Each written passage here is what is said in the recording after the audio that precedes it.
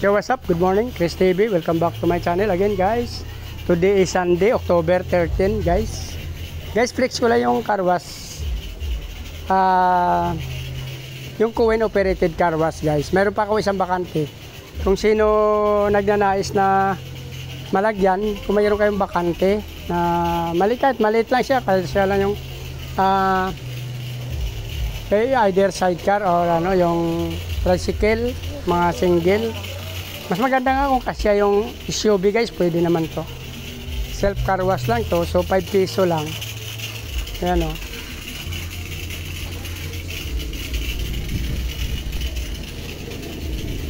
Message nyo lang ako, guys, para meron kayong mga bakante. Meron pa akong isang makina na machine na ako nang bala sa drum, saka window machine. Tapos magkabit. Situate mo lang na yung gagawin mo na lang, bali maglagay ka na lang ng tubig sa drum. Situate mo lang na laging puno siya para hindi naman masisira yung makina. So angat-yan natin kung sakali. So mahina na naman sa kuryente, tapos sa tubig magiging 60-40 tayo. Sa inyo yung 60, sa akin yung 40, guys. Ako na bahala mag-install.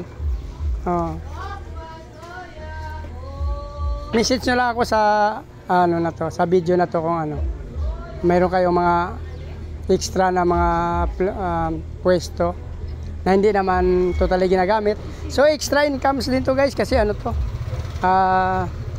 hindi mo naman siya kasi ito talaga totally binabantayan, kasi ang customer naman talaga ito ang mag car wash or maghugas ng sarili niyang motor o kaya sasakyan, since Kuwait operated naman siya. So may naman siya, may oras.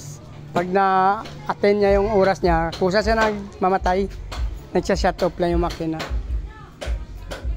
Mayroon siya sariling control. So 5 piso, lugulugan lang ng magkakarwas, magulog lang ng 5 piso.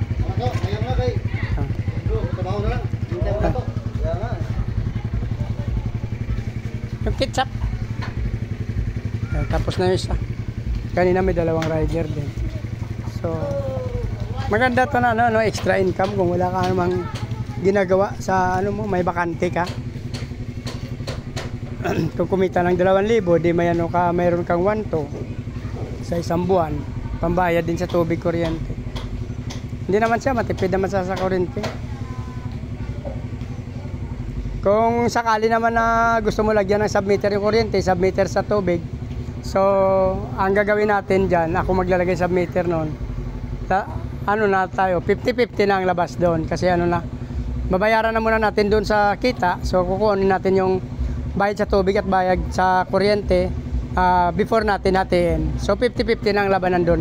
Pero kung hindi naman tayo maglagay ng submeter, kung wala namang submeter, na lang yung 60-40, kasi since may na naman kuryente gumamit kung mahulugan naman, tsaka na lang siya gagana. Yun lang. So within 2 minutes sarili siya nagsa-shut off. Message nyo lang ako, guys, pag mayroon kayong mga pwesto ng bakante. Kahit din magkano kalaki yan, basta magkasya lang tricycle saka motor. Mayroon siya sariling control yan. Pag nahulugan yan, tatakbo lang ang oras niya, tapos pag naabot niya na yung oras, kusa lang din siya mamatay. Ayan.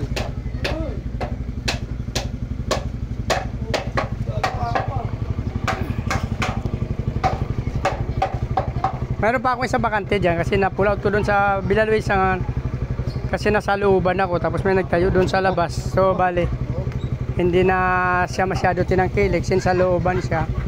Yung nangyayari doon, hindi na pumapasok yung mga tao.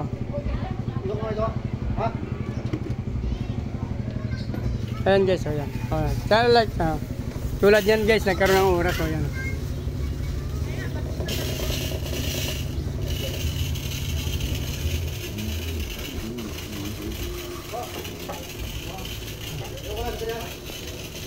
Within 2 minutes yan. Mahaba na yung 2 minutes, matagal na. Pag dito sa Manila, 2 minutes lang tayo. Since mahal ang Nawasa dito. Pag sa probinsya, pwede tayo 5 minutes to 3 minutes. Pero dito sa Nawasa, kasi sa Manila, medyo mataas kasi yung dito, yung rate ng tubig. So hanggang 2 minutes lang talaga tayo sa Manila. Pero mahaba ng 2 minutes, guys. matatapos nyo ng ano, maubusan nyo na ng ano, ng buhangin or putik yung inyong motor. Matagal na siyang 2 minutes. So hindi ko na pabahin ito guys, basta message nyo na lang ako pag natapos yung video na to at nagustuhan nyo. Paki-message nyo ako at paki-like, follow, subscribe na rin sa aking YouTube channel guys. Sama nyo na notification bell para updated kayo sa mga video na in-upload natin sa araw-araw. Meron din akong Facebook page guys, Chris Molino. Paki-follow nyo na lang sa Facebook page ko guys. Maraming salamat at mabuhay kayo hanggang gusto nyo. Bye!